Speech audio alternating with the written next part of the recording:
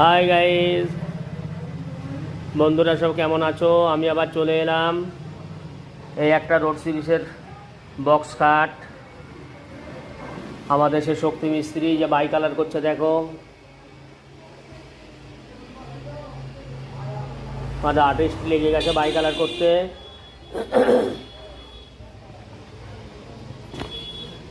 এই পায়ের সাইডটা এখন বাই কালার করছে।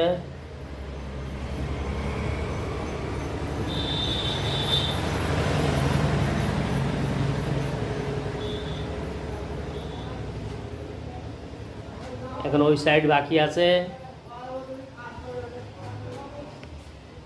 এই একটা কমপ্লিট হয়ে গেছে মালটা।